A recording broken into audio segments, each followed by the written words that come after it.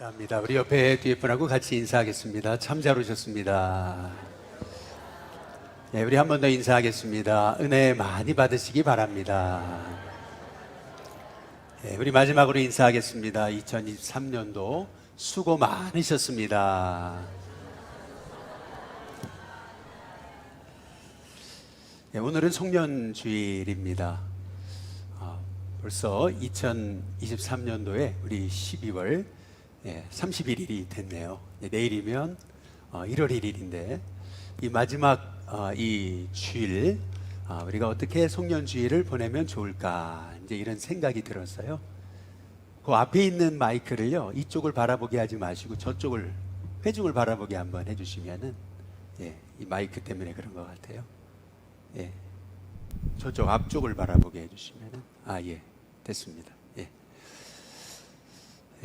오늘은 송년주일을 맞이하면서 좀 특별한 시간을 좀 가져보면 어떨까 해가지고 이렇게 간증 시간 우리 2시간을 특별히 가져보게 됐습니다. 그 이유 중에 하나는 지난 가을에 우리 한빛교회 백용현 목사님이 오셔서 설교를 하시는데 이제 그러시더라고요. 자기 교회는 매주 간증이 있고 매 예배마다 간증이 있다. 이렇게 얘기하시더라고요. 부러우면 지는 거라는데 굉장히 부럽기도 하고 했지만 그러나 우리 교회에도 실은 매주 간증이 있거든요. 여러분 그렇게 믿으시죠? 우리 성도님들이 드러내지 않으셔서 그렇지 또 기회를 안 드려서 그렇지 저희 교회에도 매주 간증이 있습니다. 그런데 기회를 못 드리다가 이제 이렇게 송구영신 이 송년주일날 이렇게 간증의 기회를 두 분에게만 이제 드린 겁니다. 우리 김영신 권사님은 말씀을 통해서 내가 이렇게 바뀔 줄 몰랐다라고 하는 거죠.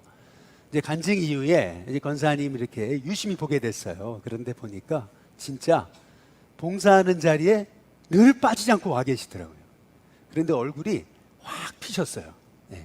여러분 그렇지 않습니까? 우리 권사님 많이 달라지셨어요. 제가 그걸 보면서 참 권사님에게 임하신 하나님의 은혜가 크구나. 그리고 또 우리 박계봉 권사님, 또 우리 이성호 권사님 잘 아시다시피 주일마다 저녁 7시, 8시까지 재정복, 어느 날은 11시에 가시더라고요. 그러면서도 월요일 날 아침에 또 현장에서 새벽같이 일주일 내내 현장 직원들하고 씨름하시거든요. 그런데도 피곤하고 힘들다고 내색도 안 하시고 더구나 준공 날짜가 잡혔는데 알고 보니까 하루만 늦춰져도요 이게 세대수가 많으니까요 이게 천문학적인 돈의 손해를 본사가 보는 거더라고요. 이게 한 일주일만 늦어지면요 회사가 휘청거는 거예요. 그런데 준공 날짜 그날 몇 시간 전에 준공이 되더라고요. 그것도 밤에 한 10시인가요? 준공이 됐습니다. 문자가 오셨어요. 하나님이 하신 줄로 믿습니다. 여러분 2023년 여러분에게 어떤 간증이 있으셨습니까? 그리고 여러분에게는 어떤 간증이 있으십니까? 오늘 함께 보신 이 말씀은 바울의 간증입니다. 근데 이 바울의 간증에는 좀 아주 특별한 점이 있습니다. 그게 뭐냐면 먼저 첫 번째는 바울이 간증하는 그 시기를 한번 여러분이 주목해 보시면 아주 좋습니다. 사도행전 21장 35절 36절에 보면은 이렇게 얘기하거든요. 무리가 바울을 폭행하고 있어요. 죽은 줄 알았어요. 끝났다 생각했어요. 막 짓밟혔어요. 그런데 이상하게도 뜻밖의 로마 군사들이 바울을 살리겠다고 나타나가지고 짓밟히고 있는 이 바울을 들어 올렸어요. 너무 사람들이 막 때리니까 그냥 뜻밖의 행가래를 하게 된 거죠. 막 바울을요 층계 위로 올리니까요 사람들이 막 분해가지고 죽여야 된다고 막 외치면서 뒤로 막 따라오거든요. 다시 말해서 지금 바울은요 죽다가 살았어요. 구사일생으로. 이 로마 군사의 도움이 없었으면 벌써 짓밟혀 죽었을 거예요. 근데 로마 군사들이 어디선가 나타나더니 자기를 건지잖아요. 그러더니 안토니오 요새라고 로마 군사의 이 막사 안으로 이 바울을 싹 끌고 가는 장면이에요. 층대 위로 막 올라가가지고 급하게, 그리고 층대 위에서 바로 문만 열고 들어가면 그럼 로마 군대 막사 아닌 거예요. 그러니까 지금은요, 이 층대는 바울이요, 그냥 문만 열고 들어가면 더 이상 고난당하지 않아도 되는 거예요. 죽이려고 유대인들이 바울을 붙잡고 끝까지 놔주지 않는데 로마 군사가 그 손길을 뿌리치고 층대 위로 올라가서 드디어 딱 피하면 끝나는 거거든요. 그런데 놀랍게도 오늘 말씀해 보니까 사도행전 21장 40절에 보면 이렇게 얘기를 해요. 바울이여 천부장에게 내가 좀 말할 수 있는가 허락을 얻습니다. 그러더니 천부장이 허락을 해줘요. 뜻밖이죠, 이것도. 근데 바울이 그 층대가 어디냐면요, 거기에서 싹 벗어나면 살 수 있어요. 더 이상 고난 안 당해요. 유대인들이 죽이겠다고 그거 얼굴이 울그락불그락 해가지고요, 바울을 잡아먹으려고 그러고 있어요. 바울은요, 그들의 얼굴을 보는 것조차도 상처였을 거예요. 그런데 그 층대 위에서 벗어나기만 하면 사는데 바울은요, 그 층대 위에 서서 백성에게 손짓하고 그들을 아주 조용히 만듭니다. 뜻밖의 장면이 펼쳐지니까 그들도 놀란 거예요. 손짓 한 번에 사람들이 조용해졌어요. 그리고 히브리 말로 간증을 시작하는 것이었습니다. 여러분, 여기서 우리가 볼 수 있는 아주 중요한 게 있습니다. 이 시점은 사실은 간증할 시점이 아닙니다. 살아날 시점이죠. 도망쳐야 될 시점이에요. 주랭랑을 쳐도 부족할 시점입니다. 죽다가 살았어요. 지금 죽이겠다고 하는 그런 살인마들이 바울을 향해서 소리치고 있는 상황이에요.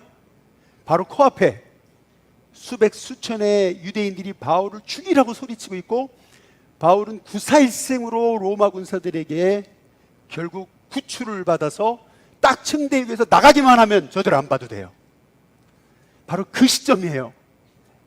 근데 그 시점에 바울은 간증을 시작합니다. 여러분, 간증이 시작될 때가 언제일까요? 간증이 언제 필요할까요? 여러분, 간증은 때를 얻든지 못 얻든지 필요합니다. 아니, 지금 간증할 때가 아니라고? 여러분, 그렇지 않습니다.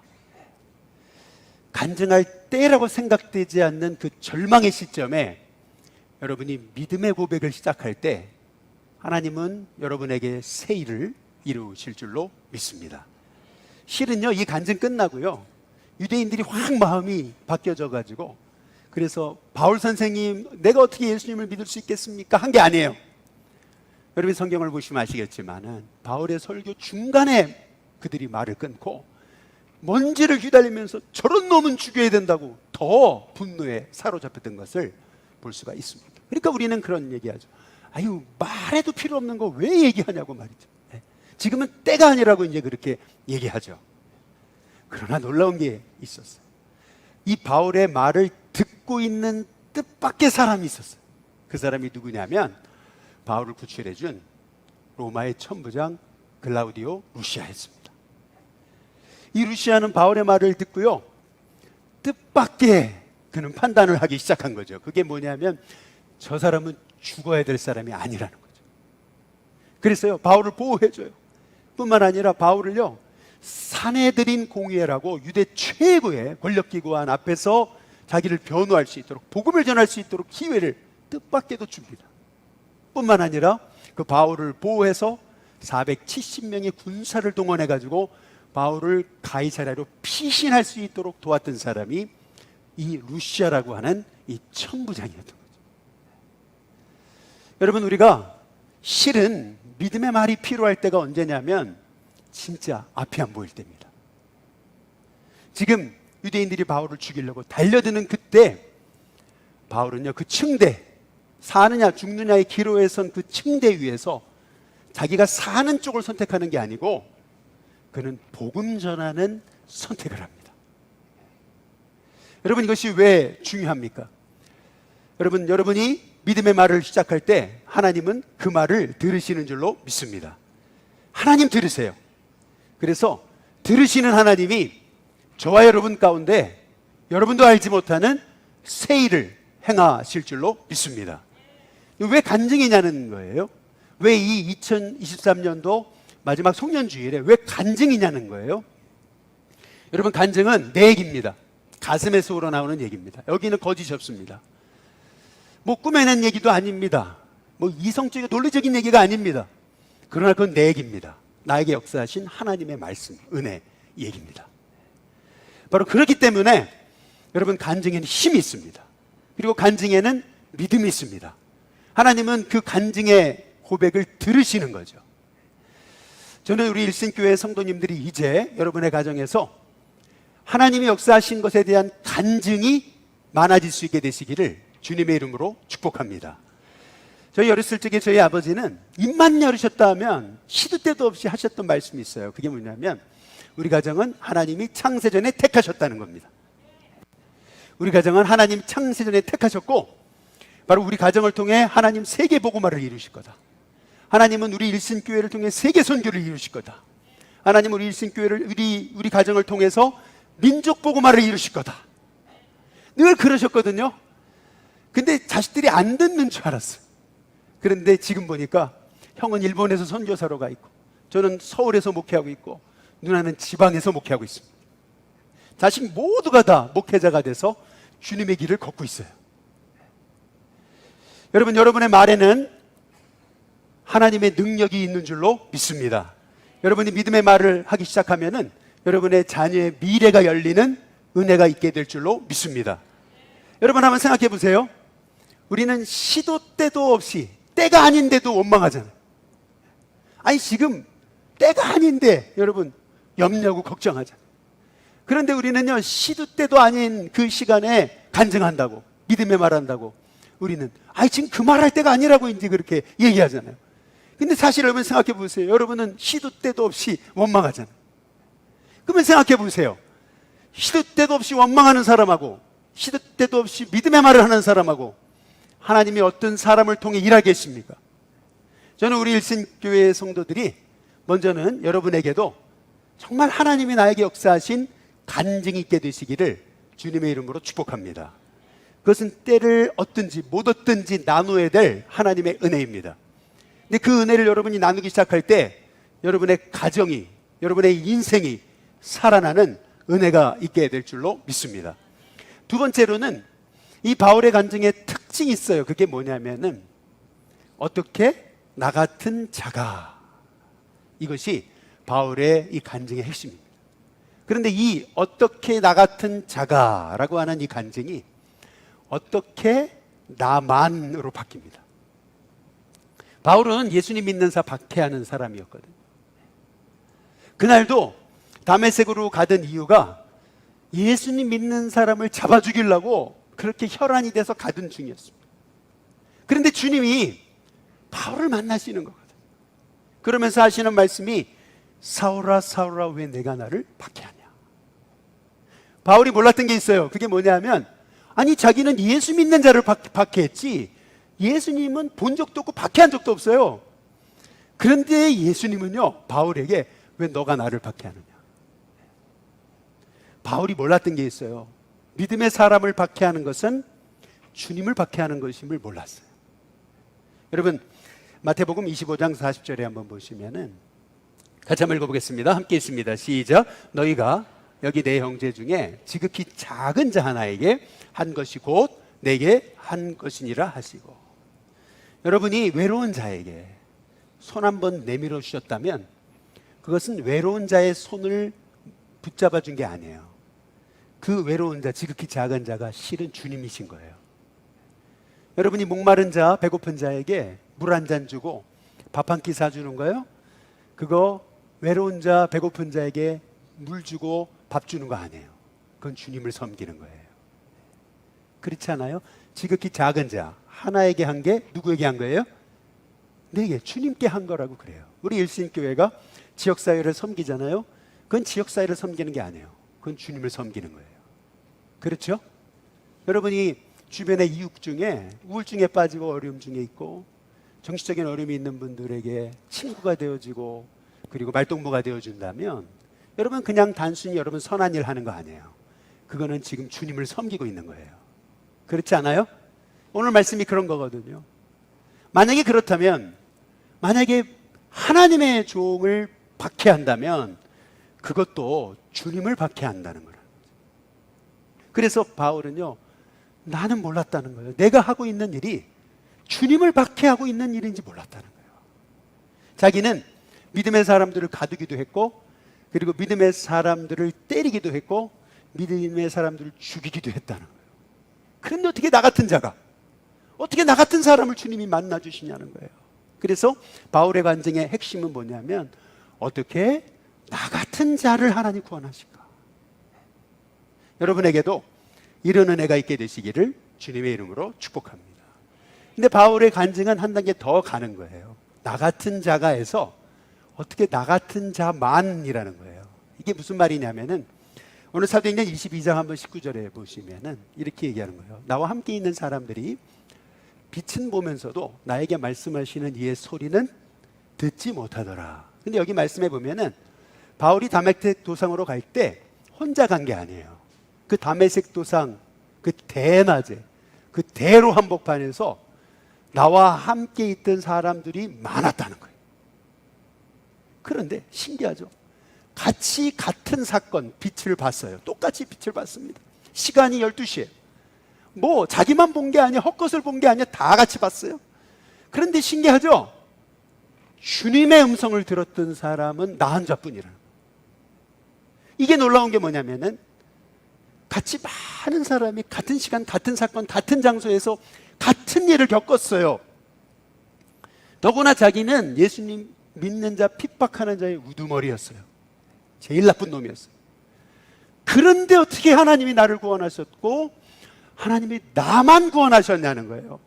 이게 너무 신기하다는 거예요. 거기 그렇게 사람이 많았는데 왜 나만?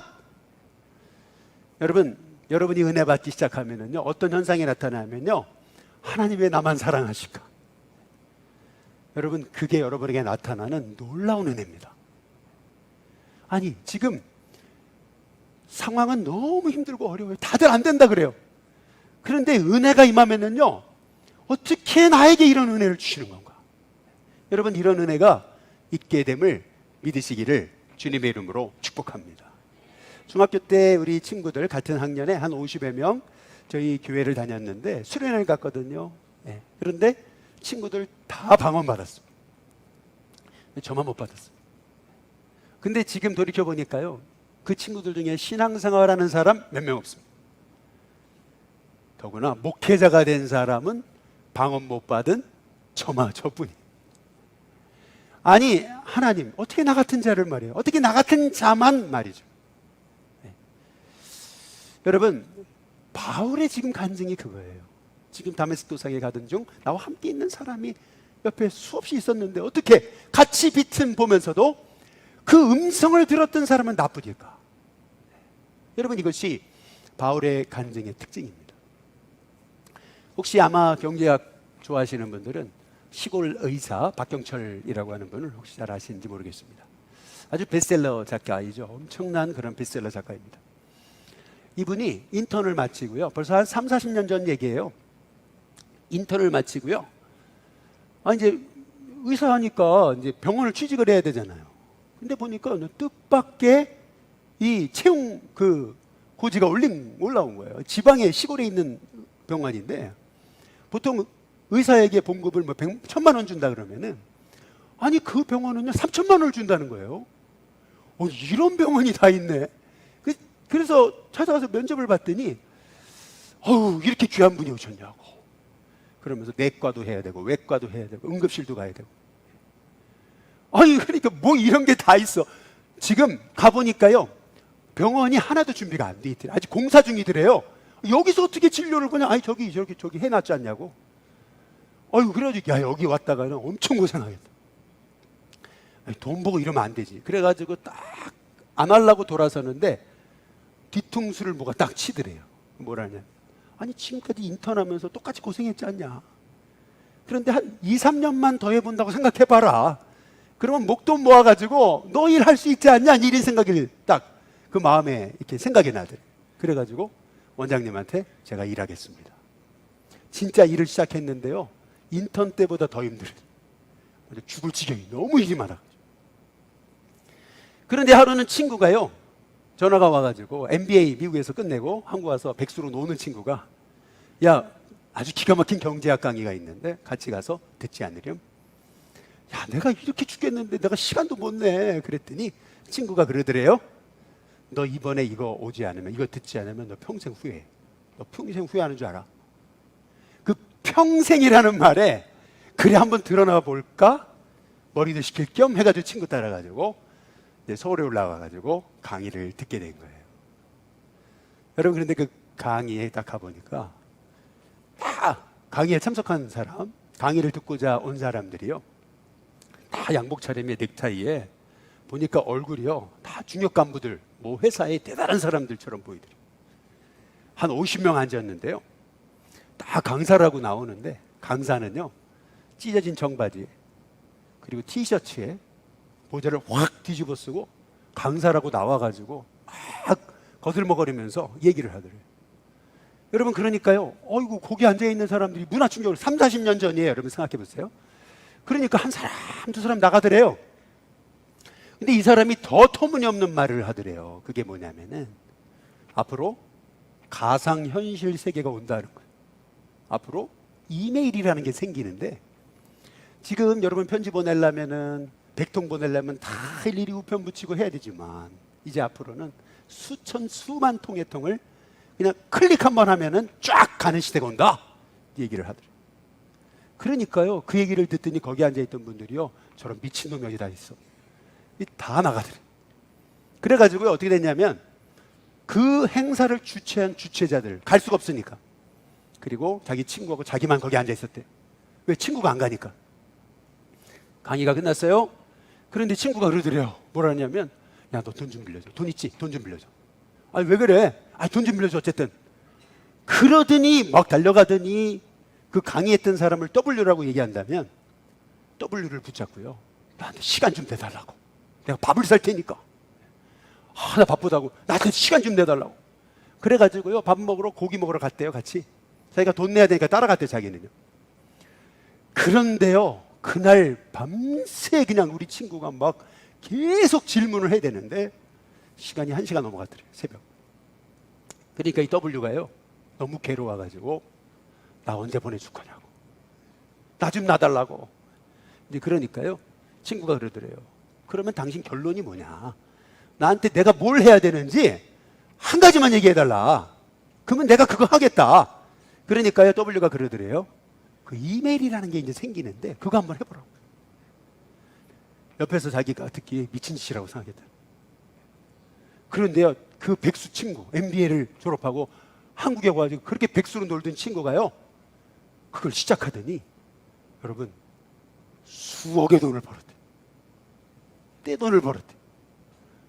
그래서 이 친구가요 그걸 보고서요 너무 충격을 받은 거예요. 그게 뭐냐면, 같은 장소, 같은 시간, 같은 강사에게서 같은 말을 들었는데, 아니 그렇게 똑똑하고 그렇게 회사에 중역이라고 하는 사람도 다 나가고 못 알아들었는데 어떻게 내 친구는 그걸 알아듣고서 그 일을 시작했는가.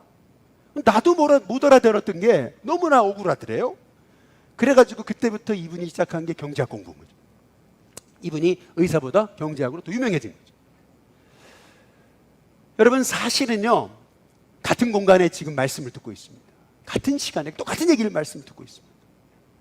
그런데 그 말씀이 내게 임하는 거, 여러분, 그게 은혜입니다. 신기해요. 똑같은 시간에 똑같은 사건 속에 똑같은 말을 듣고 똑같은 장소에 있었어요. 그런데 나에게는 그 말씀이 하나님의 음성으로 들려진다. 여러분, 이게 은혜입니다. 저는 우리 일신교회 성도님들이요, 어떻게 나 같은 자를, 어떻게 나 같은 자만 하나님이 구원과 은혜를 베푸시는가. 여러분, 그 감격이 살아있기 시작할 때 저와 여러분의 삶에 하나님의 새 역사가 시작됨을 분명히 믿습니다. 하나님의 새 역사는요 여러분의 마음에서 시작되는 거예요. 마음에서요 하나님이 일하기 시작할 때 실은 이미 하나님의 역사는 시작된 거예요. 그래서요 우리가 하나님의 은혜를 체험하고 그 은혜의 감격에 붙들려 사는 거, 그래서 나도 모르게 하나님의 은혜를 말하기 시작하는 거, 여러분, 그게 저와 여러분에게 하나님이 새 일을 행하시는 증거입니다. 그런데 마지막으로 이 은혜가 지속되는 방법이 있습니다. 이게 사실 오늘 우리가 2023년도를 마감하면서 또 2024년도를 시작하면서 하나님 오늘 우리에게 주신 말씀인데요. 바울이 빛을 보고 빛의 광채를 보고 꼬꾸라지거든요. 사람들이 손에 이끌려가지고 한 곳에 갔는데 거기에 하나님이 아나니아라는 사람을 보내셔가지고 바울에게 안수기도 하게 하시고 바울에게 한 말씀을 선포해요. 여러분, 그런데 그게 이제 여러분이 2024년도 정말 이 하나님의 은혜 속에서 사는 너무나 놀라운 비결이 되는 말씀입니다. 이 간증이 살아있고 간증이 흘러넘치는 비결의 말씀입니다. 우리 한번 같이 보실까요? 사도행전 22장 12절 13절입니다. 여기 보니까 아나니아라는 사람이 바울 곁에 와서 얘기하죠. 형제 사울아. 그리고 나서 뭐라 그러죠? 다시 보라. 한번 따라해 보겠습니다. 다시 보라. 학원을 즉시 그를 어떻게 했어요? 쳐다봤죠? 우리 성경에는 다시 보라, 쳐다봤다는 게 다른 말이에요. 그러나 이거 헬라어는 같은 말입니다. 똑같은 단어를 썼습니다. 이게 어떻게 되는 거냐면 이겁니다. 사울은 눈이 멀어가지고 빛의 광채로 인해서 앞을 보지 못해서 땅바닥에 그는 엎어져 있었을 거예요. 아니면 어디 앉아 있었겠죠. 그때 아나니아가 사울을 만나러 들어갑니다. 그러면서 사울에게 했던 말 다시 봐라 그러거든요. 이 말의 의미는 뭐냐면은 헬라어로 아나블레포입니다. 이 아나블레포라는 말, 아나라고 하는 말은 다시라는 말입니다. 다시, 블레포, 보라. 그래서 오늘 성경에 다시 보라. 그런데 이 아나블레포라는 말은 다시라는 말만 있는 게 아닙니다. 아나라고 하는 말에는 위로, 위를 이라는 말이 있습니다. 그러니까 다시 말해 지금 땅바닥에 눈이 멀어서 엎어져 있던 이 사울에게 아나니아가 찾아가서 아나니아에게 얘기하는, 사울에게 얘기하는 겁니다. 위를 봐라. 아나블레포, 위를 쳐다봐라 라고 한 겁니다. 그랬더니 사울도 그 얘기를 듣고 위를 쳐다본 거죠. 여러분, 이 사건을요 누가는 사도행전 9장에 똑같이 또 기록했는데 이렇게 기록해놨습니다. 아마 누가복음 9장, 사도행전 9장 17절에 18절에 보면은 아나니아가 떠나 드디어 하나님의 음성을 듣고 그 집, 사울이 있는 집에 들어가서 그에게 안수합니다. 그러면서 말하죠. 형제 사울아, 죽어 내가 오는 길에 만나 주셨던 예수님 그래서 나를 보내서 너로, 그 다음 뭐예요? 여기 다시 본다라는 말이 아나블레포입니다. 다시 보게 하시고 그 다음 어떻게 하세요? 성령으로 충만하게 하십니다. 여러분 잘 보세요. 여기 중요한 핵심이 있습니다. 우리가 성령 충만한 비결이 어디 있습니까? 다시 보는 게 성령 충만하거든요. 다시 보게 돼요. 이제 성령 충만하게 되면 다시 인생을 보게 됩니다. 그런데 다시 보려면, 성령 충만하려면 어떻게 됩니까? 위를 봐야 돼요. 위를. 그래서 즉시 사울의 눈에서 비늘 같은 것이 벗어져 어떻게 됩니까? 다시 위를 보게 됐습니다.